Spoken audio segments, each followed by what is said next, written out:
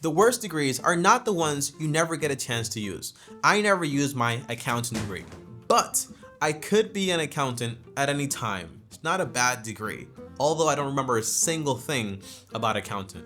But the worst degrees are actually the degrees where, one, they promise you a bunch of money and they pay it, but they don't tell you the level of stress the job actually has. Two, you spend a bunch of money to get the degree, but the job you actually get doesn't pay you that much. You get paid peanuts. And third, well, you get a degree, very fancy, you graduate, and you can't get a job, ever. So now you're an Uber driver with a master's degree in philosophy. So that's why in this video, I'm gonna tell you the 7 degrees that you want to avoid at all costs. And you'll be surprised that some of these, well, they pay you a lot of money, but it's not worth it. And the worst one of them all, honestly, I want to be straight with you, has to be number 6.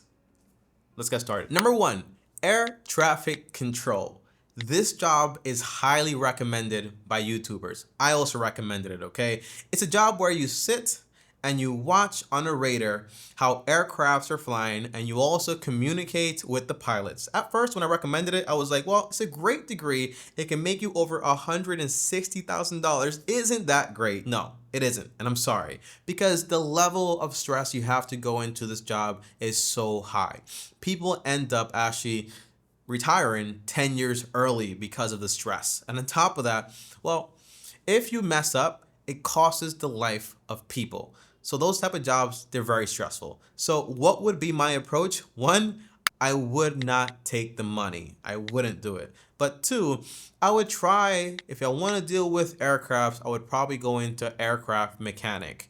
Well, I can do the job, I can have better hours, it's less stress, and I'm still dealing with planes, and I'm also getting paid good money, and with overtime, I'm getting paid great money. I'm talking about starting at 70,000, working up to 130,000 and beyond.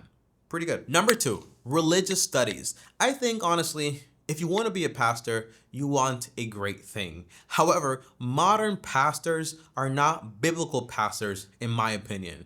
And if you want to know why I think the way I think, read Frank Viola's book called Paganism in Christianity. And the idea is pastors suffer from chronic loneliness, depression, they have family issues, and on top of that, they work 60 to 80-hour weeks, and their job is dependent on likability. Now, why would a person that works with people feel lonely? Because they don't have anyone to express their feelings to, because of the level of stress and perfectionality or perfectionism that they have to show around their congregation. So what would I do instead? What would be my approach? The answer is, well, 1, I would get a job, just like Paul did. That way, I'm not dependent on the churches to actually give me money or whatever. 2, I would try to be a biblical pastor where I'm trying to help people, but I'm not the modern pastor that tries to do the work of Jesus, trying to be the pastor of everyone and manage everything in a congregation. That would be my personal approach, to be a biblical pastor, not a modern pastor. Now, number 3 is an entrepreneur degree. These degrees, they don't actually work the way most people think. You're not going to graduate college and all of a sudden have a successful business. Some things colleges and people, they just can't teach you. You got to go out there and do it on your own. The worst thing though about trying to be an entrepreneur is exactly that. There is no exact manual. There is no guarantee. There is no I do this and I get this result. That's the hard part, right? So what would be my approach if I want to be an entrepreneur, which I am? Well, number 1 is I would get a normal job. That way I can get money and start building up a little nest egg for my ideas, of course.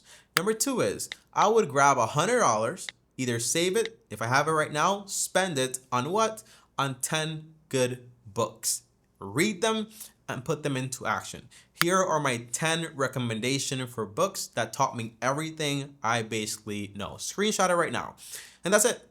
Get started, build up slow. Remember, no one usually becomes rich overnight. Only really happens in movies, and the people that do it, they're not the normal. They're not the meme, okay? They're outliers. Number 4 is a degree in sociology, social work. I want to be very kind, because these people, and if you want to be like, working in social work, that's awesome, right? Because you want to help people. And usually these people are the first line of help for people experiencing domestic violence and people that need help right now. The problem is that you're not going to be paid adequately for your time and the work you do. Two, it's a very high level stress job. And three, a lot of the people that work in social work like this, they come out of those jobs with their own trauma. Now, what does this mean? Does this mean I'm telling you just don't help anyone because it's going to be inconvenient to you? Of course, I'm not saying that. But what I am saying is my approach would be, if I want to help people, well, one, I would get a normal job, a job that pays me enough for my time. And on my free time, I would go ahead and help people or use my extra money to help people. For example, me and my wife, we want to help low income families. So what we started doing is we started to basically save a portion of our income every so month to buy necessities for people here in Dominican Republic and gift it to them. But you want to be very careful because dedicating yourself, your life, to helping people in such a way that is going to traumatize you, give you potentially an early grave, and you're not going to be paid adequately, it may not be the best route. There are other ways for you to do the same thing you want, which is to help people without putting yourself at risk in the end, if that makes sense. Let me know in the comments down below if you guys feel the same way or you guys disagree with me on this point. Number 5 is broadcasting and film. This job is not what most people think. I thought when I worked it once that it was going to be, we're filming, we're having fun, isn't this great? Just filming and making a movie or a TV show or whatever it is. No, I worked an 18-hour day.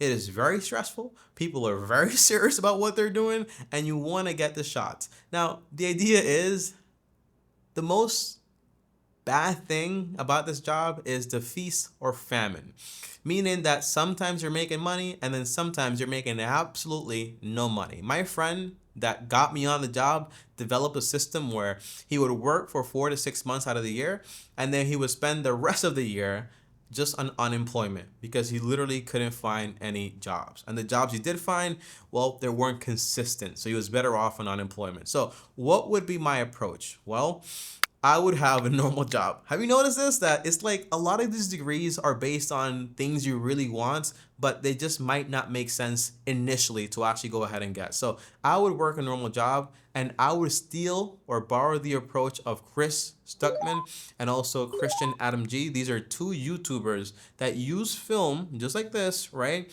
to make a lot of money from their YouTube channels, but then eventually they worked on getting into traditional film. But by that point, well, they already had money and they've been doing it on the side. So I would do it on the side, but I would not rely on it, especially traditional film, because it takes so much time. It is a serious job. I learned to appreciate movies ever since then. Number 6 is education, being a teacher.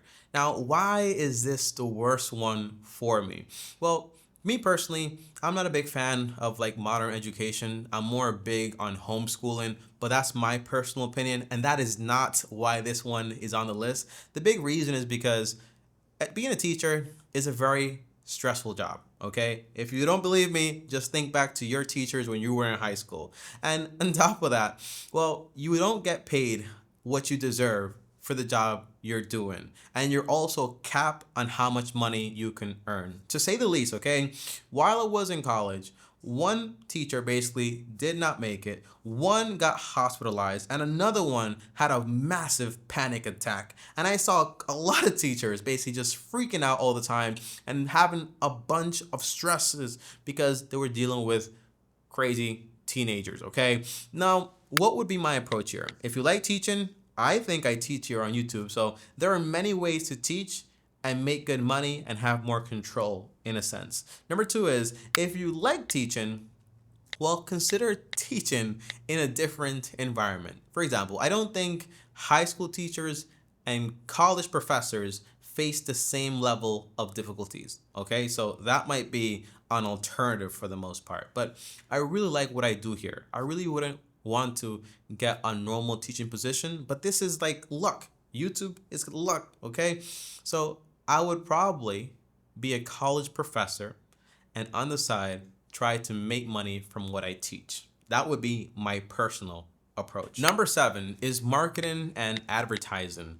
Why is this on here? Okay, well, it's a very tricky degree because the way they sell it to you is we live in a very modern world with social media and technology. We need people that know advertising and everything, okay? Especially marketing.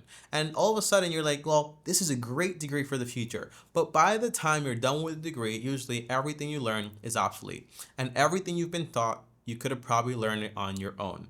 And you're usually not going to make a lot of money, and unemployment is very high. It sounds like a terrible degree already just by what I'm telling you. However, the skill is not bad. So what would be my approach? Well, one, I would try to learn everything on my own and do it on my own, okay? That way I have full control and I can also make good money. However, what if you need money, okay? What do you do then?